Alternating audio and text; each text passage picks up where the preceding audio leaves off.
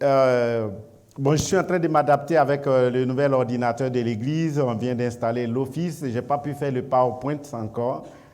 Mais les prochaines fois, je pense qu'on pourra faire les PowerPoint pour que vous suivez les grandes lignes qui sont mises sur notre écran.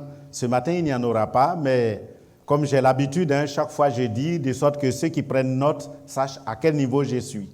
Voilà. Alors le sujet de ce matin, c'est résister à l'ennemi. Ça, c'est le thème de ce matin. Résister à l'ennemi. Résister à l'ennemi. Et donc, pour ce sujet, il y a un passage que j'ai voulu qu'on lise, ou deux passages que je voudrais qu'on lise. Et je pense que ceux qui ont la Bible, vous pouvez prendre 1 Pierre. 1 Pierre, le chapitre 5. 1 Pierre, chapitre 5, nous lisons à partir du verset 8. Les versets 8 et 9. 1 Pierre 5, 8 et 9. Je lis ici. Soyez sobres, veillez. Votre adversaire, le diable, rôde comme un lion rugissant, cherchant qui il dévorera.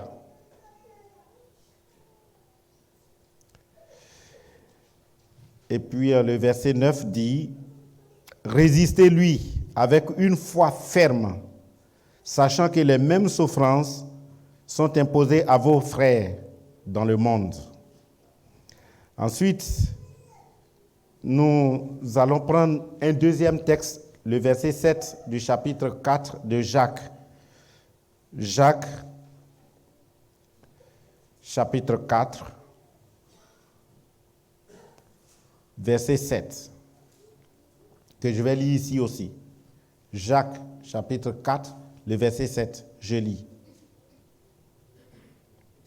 Il dit, « Soumettez-vous donc à Dieu, résistez au diable, et il fuira loin de vous. » Amen. Donc voici les textes qui vont nous aider à comprendre ce sujet-là, résister à l'ennemi. Alors, un ennemi, c'est qui? Des fois, on fait un peu la différence entre un ennemi et un adversaire. Je pense que l'ennemi, c'est encore plus accentué, plus grave qu'être un adversaire. Un adversaire peut être un adversaire de jeu.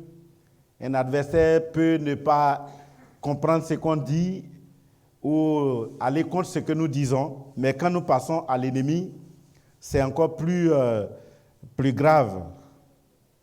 Un ennemi est une personne qui déteste quelqu'un. L'ennemi, c'est celui qui déteste quelqu'un, qui cherche à lui nuire. Pour nous, les chrétiens, ce matin ou dans notre vie, l'ennemi, c'est qui? L'ennemi, c'est le diable. Le diable est aussi connu sous le nom de Satan. Je pense que ce mot, on le connaît. Satan. À l'origine, Satan était un ange, un chérubin. Un chérubin qui a été créé par Dieu, comme nous. Il était un archange au service de Dieu. Par la suite, il s'est rebellé contre Dieu en s'élevant à la position de Dieu, en se comparant à Dieu. Et à cause de cela, Dieu l'a jugé. Et il est devenu aujourd'hui ce que nous appelons Satan, l'adversaire de Dieu. Dans le texte original, le mot Satan signifie un opposant, un adversaire. Parce que le diable ou Satan s'oppose à tout ce que Dieu fait. Il s'oppose à tout ce que Dieu fait. En plus de cela, il est toujours en opposition avec les enfants de Dieu. Non seulement il s'oppose à tout ce que Dieu fait, mais il est aussi opposé aux enfants de Dieu. nous allons regarder ensemble la façon dont le diable s'attaque à nous, à la façon dont nous devrions nous aussi lutter contre lui et lui résister. Pour résister au diable, il faut savoir quelles sont ses œuvres, quelles sont ses manigances, quelles sont ses malices. D'où, dans un premier temps, nous allons voir dans notre premier point les œuvres du diable. Ça, c'est le premier point de notre message. Et nous pouvons voir cela dans le verset de 1 Pierre, le chapitre 5, verset 8. Les œuvres du diable. Il faut savoir que Satan est très rusé. Satan est très subtil.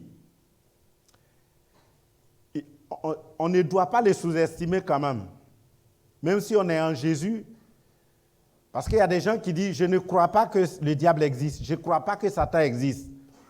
Ça, c'est du mensonge. Si nous croyons ainsi que le diable n'existe pas, que Satan n'existe pas, si nous disons ça, ça veut dire que la Bible n'est pas la vérité.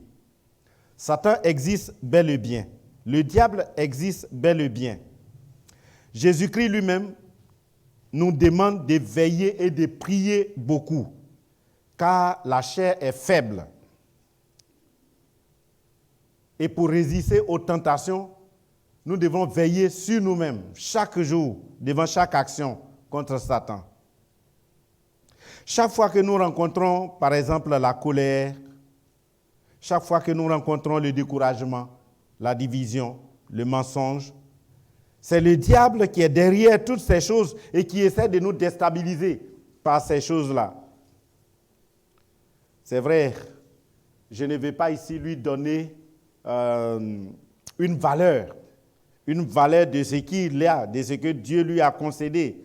Je ne vais pas montrer ici que le diable est tellement fort, parce que ça aussi, dans la vie chrétienne, ça arrive dans la vie de beaucoup de chrétiens, où les gens pensent que c'est vrai qu'il y a Dieu, voilà, Dieu il est là, Satan il est là, les deux sont au même niveau d'égalité. Ah oui, c'est vrai, on peut être en Jésus, mais Satan il peut t'arracher de la main de Jésus. Je ne suis pas en train de dire que Satan égale à Dieu.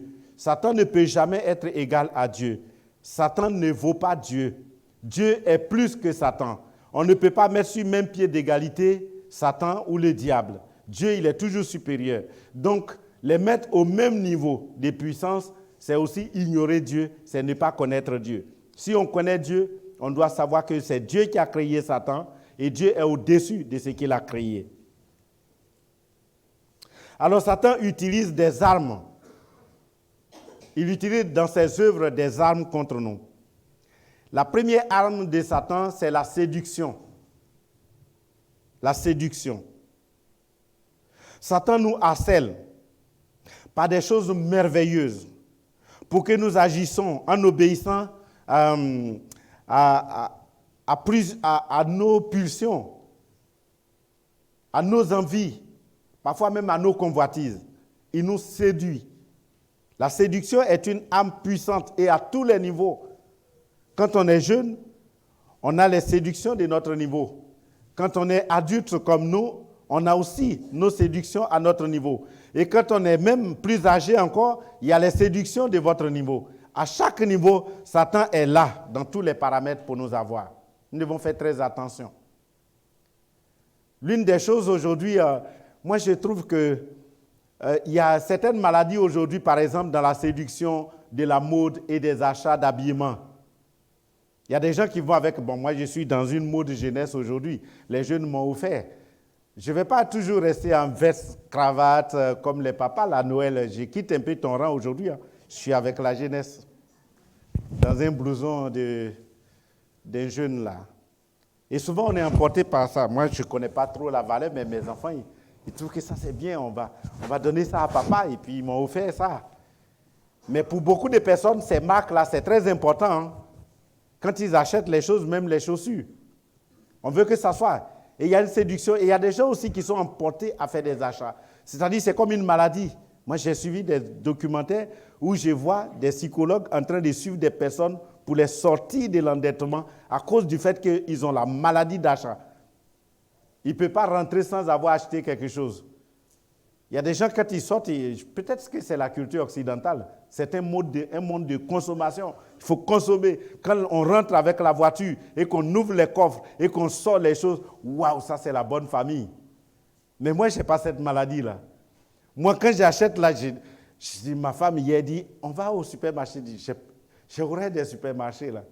Les gens, ils savent tellement placer les choses que quand tu vois, même des fois, ce n'est pas utile. Hier, on est parti, j'étais là, et puis, j'ai dit, attends, je vais prendre quelque chose. J'ai pris des rideaux, je n'ai même pas bien regardé, et puis j'ai pris le faux qui n'allait pas avec ma maison.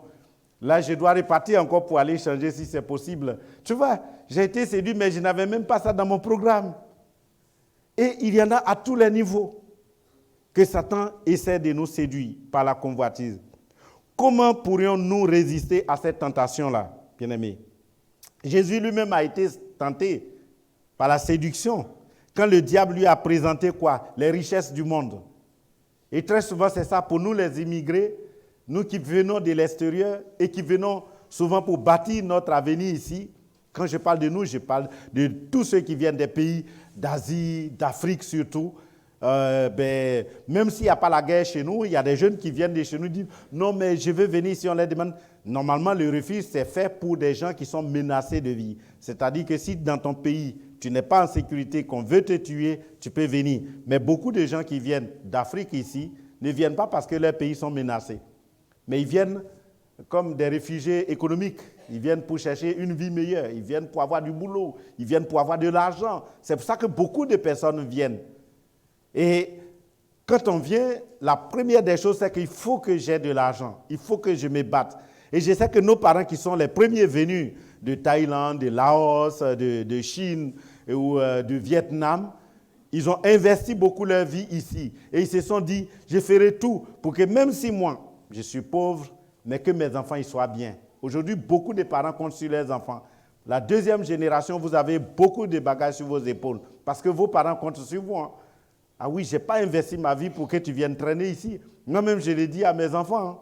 Je dis, écoutez, si Dieu nous a fait la grâce que je suis ici pour mon ministère, je m'en vais vers la fin de ma vie, mais je veux voir, quand je serai vieux couché dans un divan, je veux voir mes enfants fiers de vous, qui rentrent et disent, ben, papa, non, les conditions ne sont pas bien dans les EHPAD, nous, on va t'acheter une maison, on mettra quelqu'un à ton service. Voilà, mes enfants, j'attends ça de vous. Et je sais que beaucoup de parents aussi attendent ça de leurs enfants. C'est ça que nous voudrions devenir.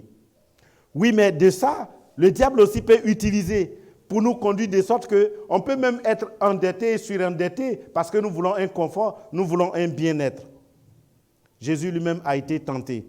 Et le diable lui a dit, adore-moi, si tu m'adores, je t'offre toutes ces choses-là. Et souvent, on a des gens aussi qui vont adorer même des choses pour avoir des biens terrestres. Ici, l'Occident est sorti de ces choses, mais en Afrique, ça existe encore, où il y a des gens qui vont faire des sacrifices, même jusqu'au sacrifice humain. Tuer des êtres humains en pensant que si je tue, par exemple, un albinos, si je tue un paralytique, si je tue un bossu, si je tue tant et que je fais des incantations, ben je serai riche du coup. Et aujourd'hui, on voit de ces meurtres-là dans nos pays à cause de la séduction. Et Jésus, pour résister à cela, il a utilisé aussi une autre arme pour résister à ça. C'est la parole de Dieu. Bien aimé, si nous ne connaissons pas la parole de Dieu, nous serons toujours mal partis. On ne pourra pas résister au diable. Vous avez le droit de dire à Satan de partir quand vous rencontrez les tentations de la séduction. Vous pouvez quitter le lieu qui est le lieu de tentation. Parce que souvent, on est séduit parce qu'on est exposé à la tentation. Mais si je suis dans un endroit où je suis plus exposé à la tentation, ce serait bien que je quitte cet endroit. Moi, je n'aime pas trop l'alcoolisme. Je bois rarement, hein, ça, ce n'est pas ma passion. J'ai passé des années sans boire, donc l'alcool, ça ne me dit pas grand-chose. Mais des fois, c'est tentant, tu vois, quand les gens ils servent la bière dans les verres, et puis ça fait les bulles là. Moi, j'aime ça. Hein. Quand on verse la bière, et puis ça fait... Et puis tu vois les bulles qui montent. Waouh, avec la mousse dessus, c'est beau là. Ça, c'est tentant. Hein. J'ai envie de dire, ben, serre-moi un verre, après 2 verres, après 3 verres, après 4 verres. Et là, j'ai du mal à rentrer chez moi. Mais le mieux, c'est de ne pas être là.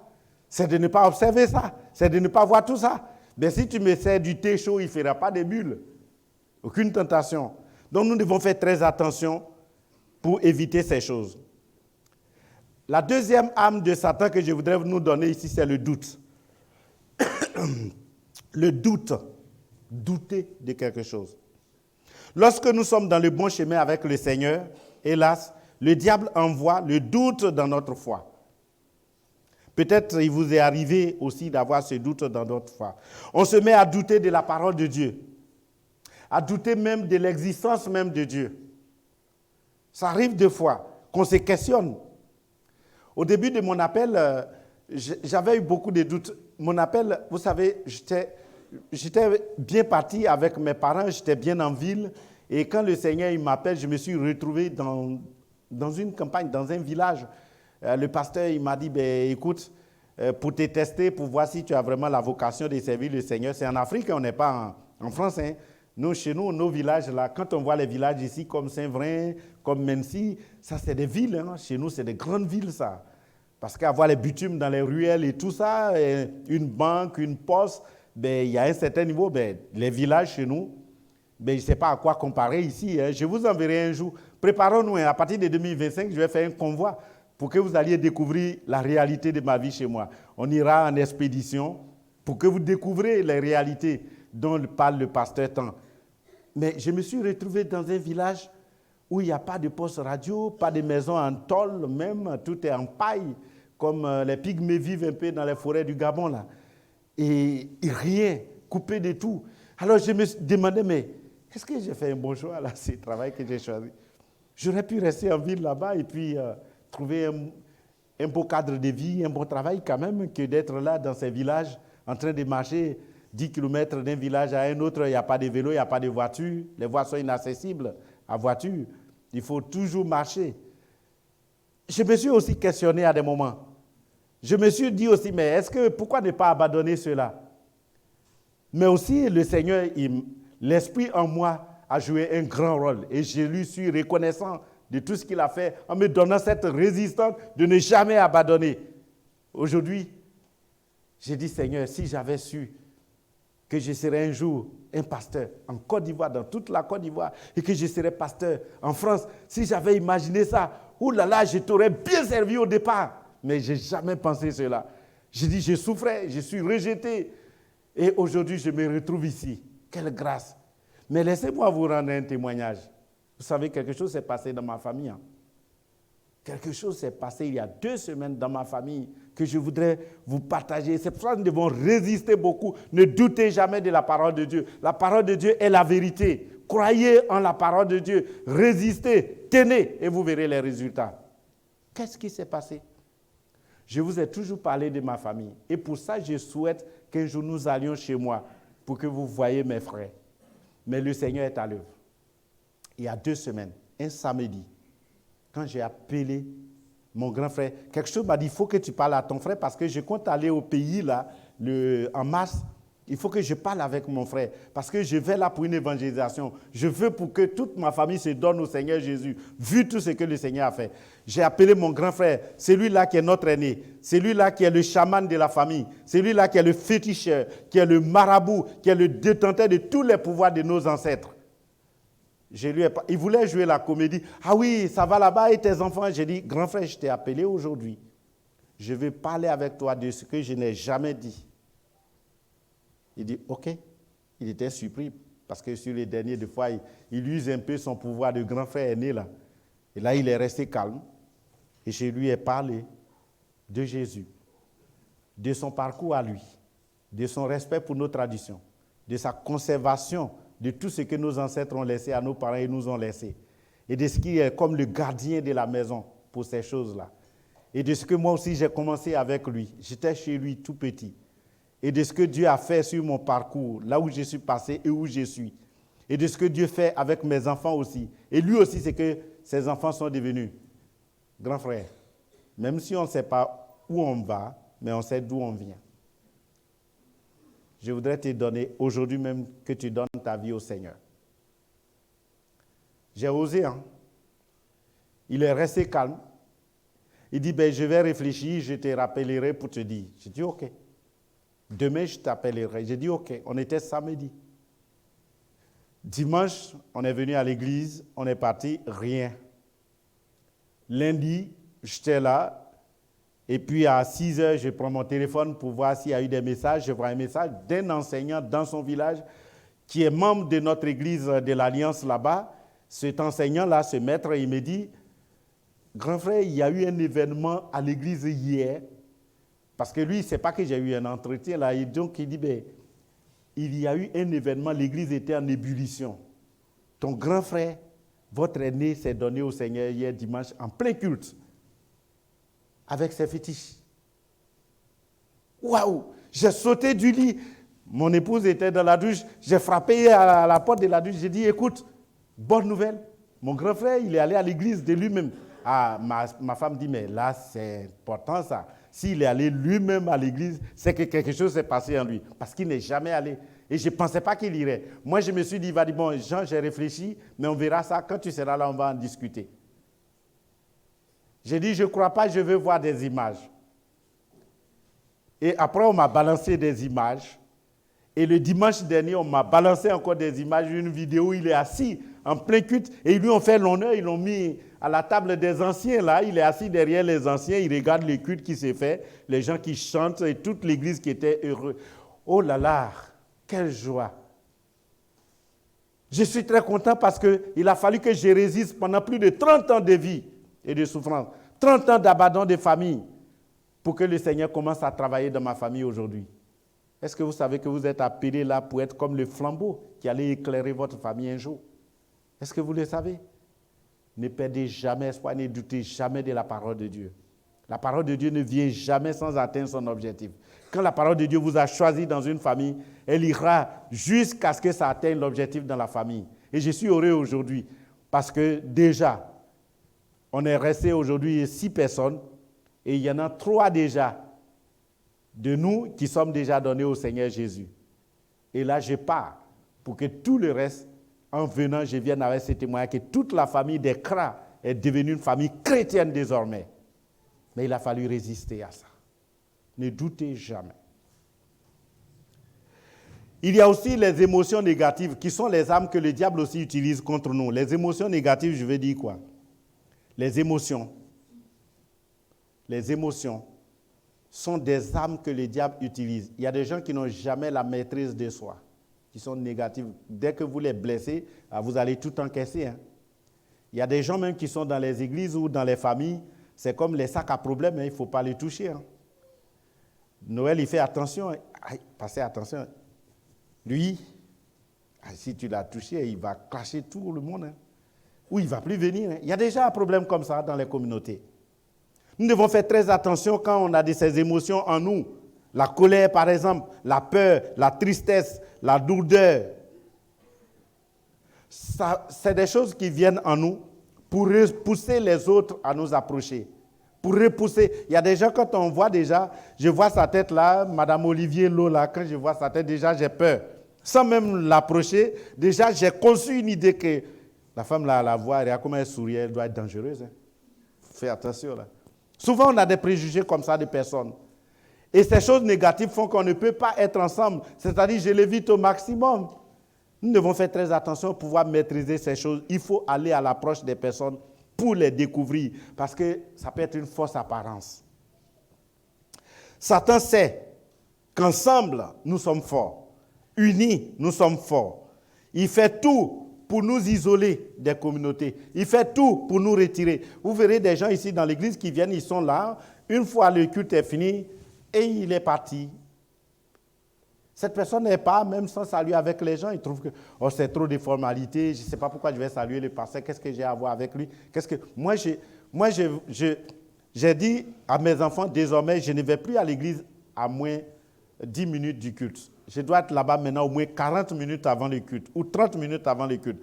Toutes les personnes qui viennent, je dois aussi les accueillir. Je suis le berger. Je dois voir que tous mes enfants viennent dans la maison du Seigneur. Et ça, c'est ce que j'ai fait ce matin. Noël, tu es venu me trouver. Hein? Ça, je le ferai toujours. Tant que je serai là pour encourager, pour montrer l'amour de Dieu en nous. Et c'est ça que nous devons faire. Nous devons toujours être celui qui répond à l'appel. Mais parce que Satan sait que quand vous êtes isolé, il peut facilement vous avoir. Si vous avez fait les safaris pour les jeunes africaines, vous savez qu'en Afrique, il y a beaucoup d'animaux sauvages, hein, les buffles, les panthères, les lions et autres. Mais pour qu'un lion puisse avoir un buffle, les buffles ensemble, ils sont très forts. Hein. Mais les lions, ils vont faire quoi? Ils vont créer la zizanie, ils vont créer le troupeau. Et quand le troupeau est éparpillé, ils vont isoler un de tout le troupeau. Et là, il devient fragile à tuer. Et le diable peut faire la même chose. Il va vous isoler de la communauté. Il va faire que vous n'aurez plus de rapport avec le pasteur, avec les membres, avec les anciens, avec les diacres, avec tous les autres frères chrétiens dans la communauté. Et vous êtes seul. Et vous avez vos problèmes. Après, vous dites, mais je ne vois pas ce que ma vie chrétienne me donne. Je ne sais pas. Qu'est-ce que ça change? Et puis, un dimanche, non. Un deuxième dimanche, pas, on ne vient pas, on ne vient pas. Et en fin de compte, on ne vous voit plus. Il y a peut-être des gens ici qu'on ne voit pas comme ça, qui sont partis d'eux-mêmes. C'est pourquoi je me donne le défi aussi que, à la lutte, quand nous allons finir cette transition qui m'absorbe d'ailleurs, j'ai pris que le mois d'avril arrive aussitôt et que je sois dépouillé de ces lourdes responsabilités de 2 églises et que je sois beaucoup plus consacré. Parce que j'irai, même partout où vous êtes retranchés, allez vous rendre visite. Je sonnerai à vos portes. Je frapperai à vos portes. Et je dirai, c'est le pasteur Jean-Claude qui est là. Oui, qu'est-ce que vous voudrez? Je voudrais te saluer. Si tu ne m'ouvres pas, ben, je retournerai chez moi. Mais si tu m'ouvres, j'entrerai chez toi, comme Jésus a dit. Et ensemble, on échangera. Ça, c'est le travail du berger, c'est ce que nous devons faire. Donc, ne nous laissons pas dans la tristesse, dans la lourdeur, dans la colère, dans la peur, dans le découragement, mais soyons positifs. Il y a aussi d'autres armes comme l'orgueil, par exemple. L'orgueil. L'orgueil est une puissante arme du diable aussi. Lorsque nous sommes orgueilleux, nous disons que nous sommes plus forts que tout le monde, plus intelligents, plus jolis. Moi, je sais que je ne suis pas joli. Hein.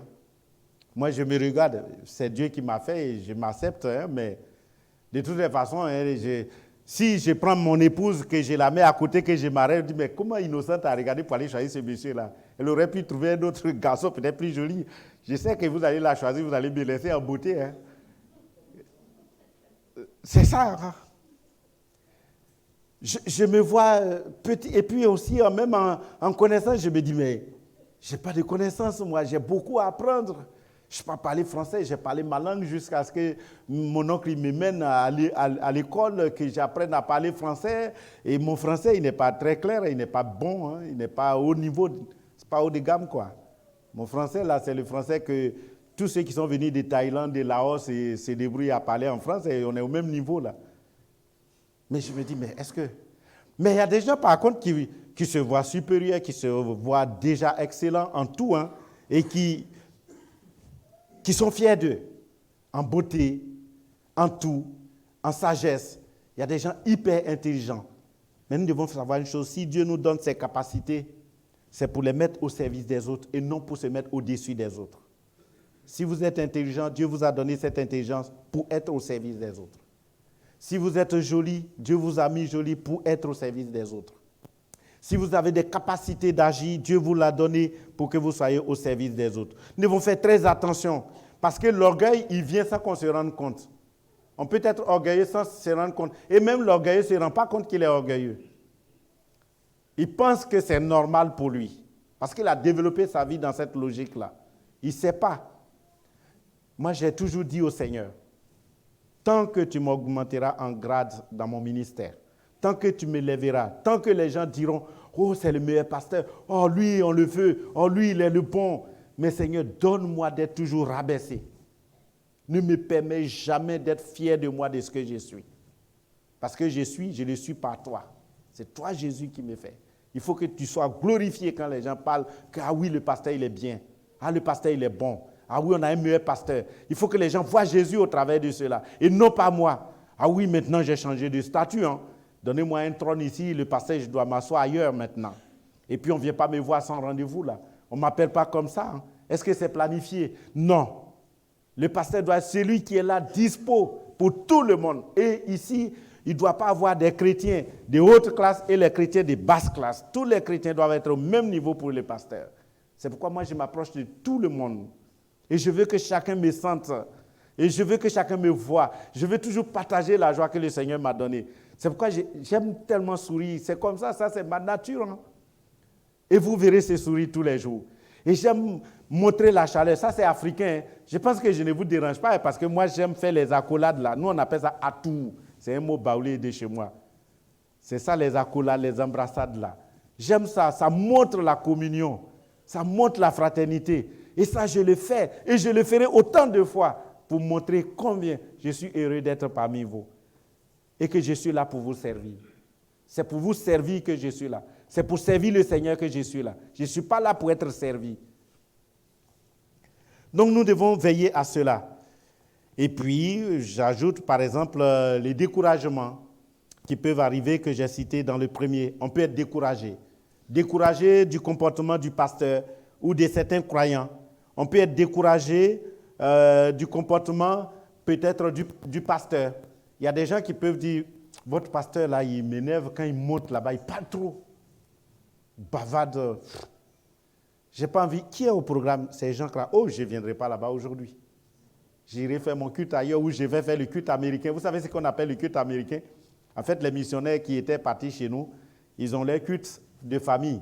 Les dimanches, au lieu d'aller dans la grande église, ils restent chez eux au salon, ils ferment tout, ils chantent, ils prient, et puis paf. Donc, nous, on a baptisé cela culte américain. C'est-à-dire que, et aujourd'hui, les cultes américains, ils ouvrent YouTube, ils prennent un prédicateur ou un pasteur qui va raconter des choses, il est assis là. Ah, je ne t'ai pas vu hier là, est-ce que c'est bon? Oui, j'ai fait le culte à la maison. J'ai suivi sur YouTube, ou maintenant qu'avec Covid, maintenant tout est retransmis sur les sites. Oui, mais après, j'ai regardé, c'était bien ton message. Mais c'est bien que nous soyons en communion. Ne nous décourageons pas. S'il y a quelque chose qui ne va pas, il faut qu'on le dise.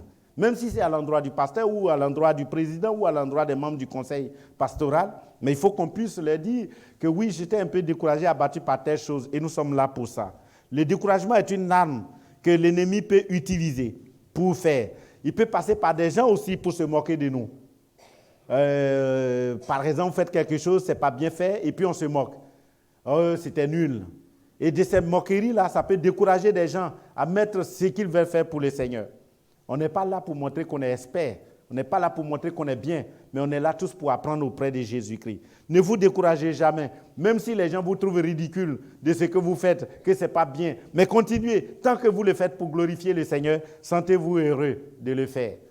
C'est ça qui vous fera rester dans la chose. Le dernier élément ici, c'est le mensonge. Il y a des gens qui sont des hyper menteurs. Ils savent tellement mentir. Mais mentir, ce n'est pas une chose facile. Hein. Quand tu mens, moi j'étais petit, mais mes parents, et j'ai compris quand j'ai travaillé avec l'armée, j'ai compris que quand tu mens, tu ne peux pas reconstituer la même chose. C'est-à-dire tu as menti là, tu as dit quelque chose qui n'est pas. Après maintenant, quand on vient te questionner encore sur la même chose, tu donnes une autre version. Le menteur, il a plusieurs versions.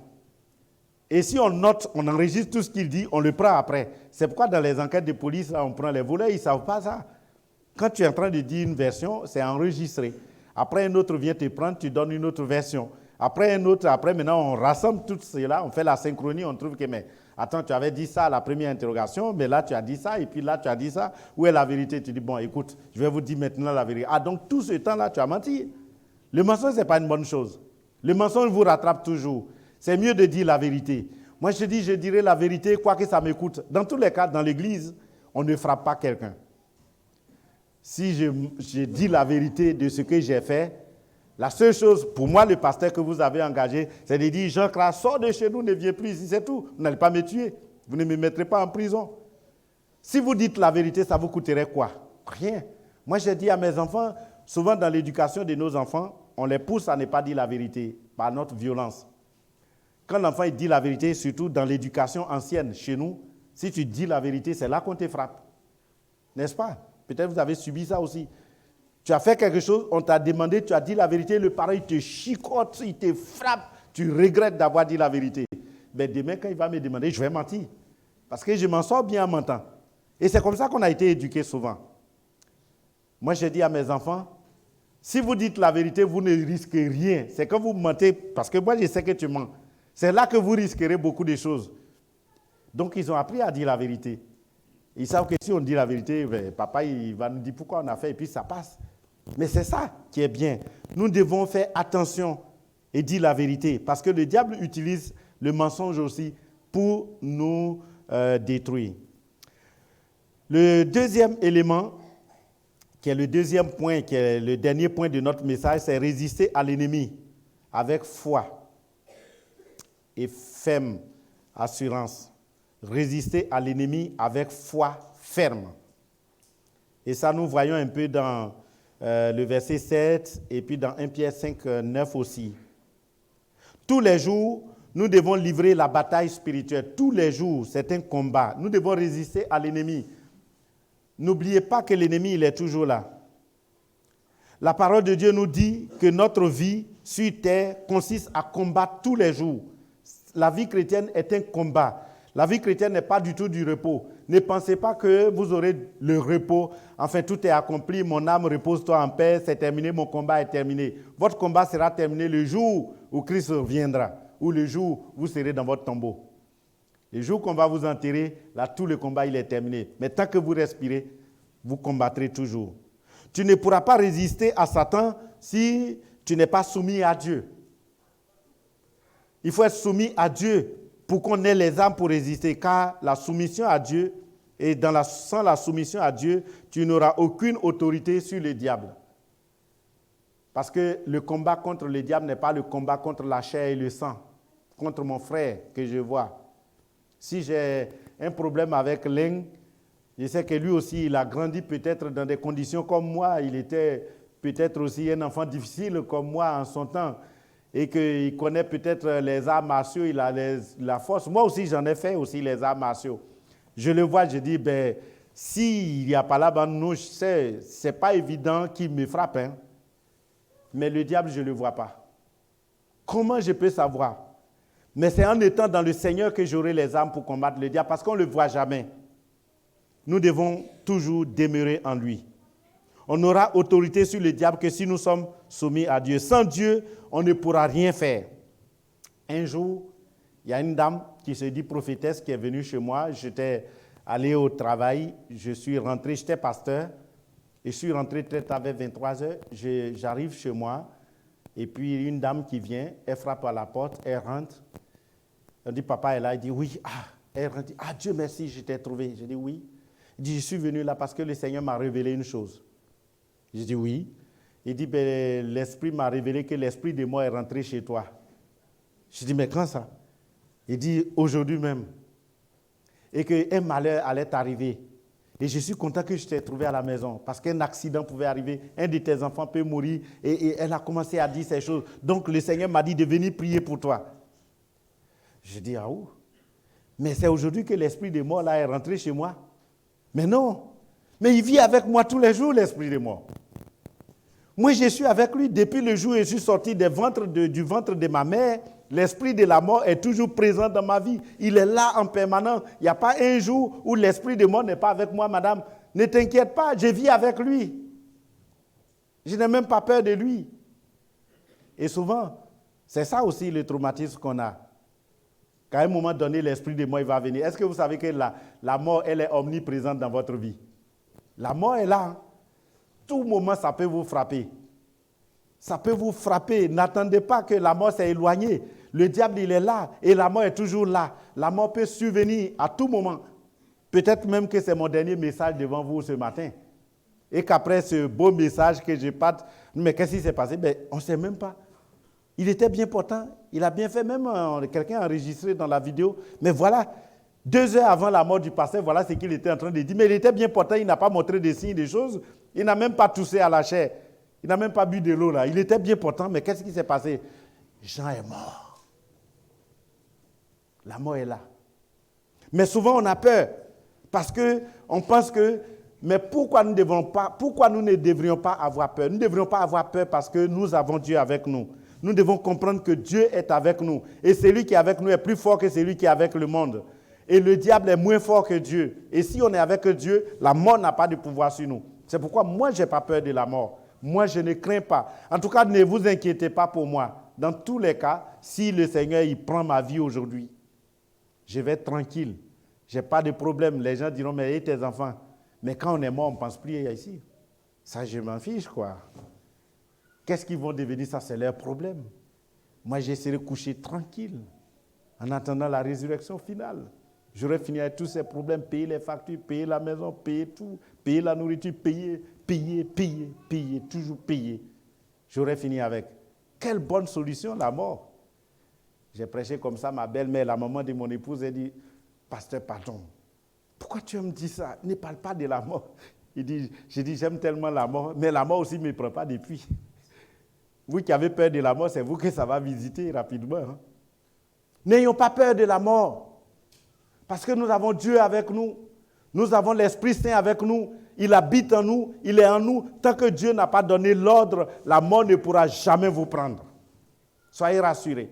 Quelles que soient les circonstances que vous allez traverser, vous sortirez de là. Beaucoup d'entre nous sont rentrés dans le Covid et sont sortis. Moi, j'ai eu 2 fois, ma femme a eu, je sais pas, 2 fois. Chez nous, quand ça vient là, tout le monde prend, on s'habitue là. On a eu ça, mais on est là encore vivant. Et beaucoup d'entre vous avez subi cela et vous êtes là. Mais c'est grâce à qui? C'est Dieu. Ce n'est pas votre force, ce n'est pas votre physionomie, mais c'est le Saint-Esprit qui vous a gardé. Nous devons faire très attention à cela. Nous devons résister à l'ennemi. Nous devons tenir avec la foi ferme en nous. Jésus a été dépendant de son Père. Jésus a toujours dépendu de son Père et de la parole de Dieu. Chaque chose, Jésus se référait à la parole de Dieu et à Dieu. Et ça lui donnait la force. Qui est votre repère? Quel est votre repère à vous quand vous êtes devant l'adversité? C'est quoi? C'est la société? C'est l'ambulance? C'est les pompiers? C'est la police? C'est la gendarmerie? Ou c'est Dieu? Moi, je vous dis, mettez votre confiance en Dieu. Ne mettez pas votre confiance dans les choses du monde parce que ça peut défaillir, ça peut échouer, ces choses que le monde met à notre disposition. Faites confiance en Dieu, seul lui peut vous sauvegarder. N'oubliez pas que ces grands hôpitaux dans lesquels on hospitalise les gens, si on est à, je ne sais pas, il y a un hôpital Salpêtrière ou je ne sais pas moi là, à Paris, souvent nos chefs d'État, là, quand ils sont malades, on les a évacués en France, c'est là-bas c'est pourquoi j'ai connu son nom avant de venir ici. Peut-être qu'un jour, j'irai visiter pour voir pourquoi nos grands là-bas viennent se soigner là. Mais est-ce qu'il n'y a pas de décès là-bas? Est-ce que les gens ne meurent pas? C'est Dieu qui nous donne la vie que nous avons. Sinon, vous pouvez avoir toute la sécurité, toute la garantie et tous les soins qu'il faut. Mais si Dieu vous enlève votre âme en vous, le corps tombera et succombera. C'est pourquoi vous devez avoir votre confiance en Dieu. N'ayez pas votre confiance dans ces choses. Menez une vie qui est rangée. Rejetez toujours tout ce qui est tentation.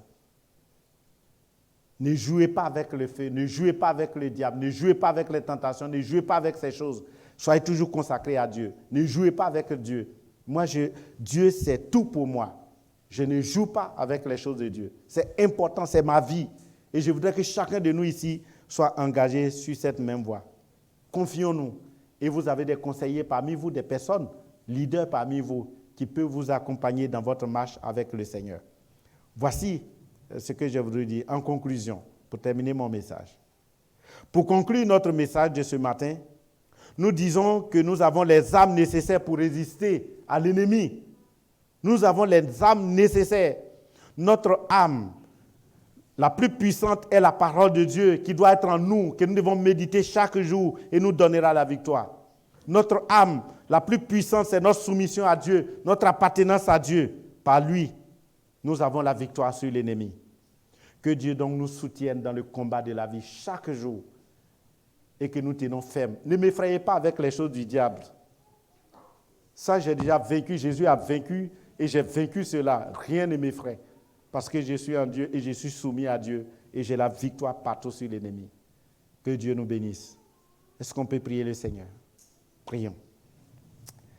Merci Seigneur pour cette occasion que tu nous donnes. Merci Seigneur pour ces révélations. Merci pour ce message. Merci d'avoir été avec moi, d'avoir mis ces paroles sur ma bouche. Je te prie Seigneur de conduire ton peuple. de leur donner de résister à l'ennemi qui est omniprésent dans leur vie, dans leur quotidien, et qui vient avec des armes subversives pour nous séduire. Père, donne-nous la force, donne-nous de mettre notre confiance en toi devant chaque situation, afin que nous ayons toujours la victoire sur les diables. Au nom de Jésus-Christ. Amen. On a d'autres événements qui vont suivre. Nous allons passer à la scène et puis après la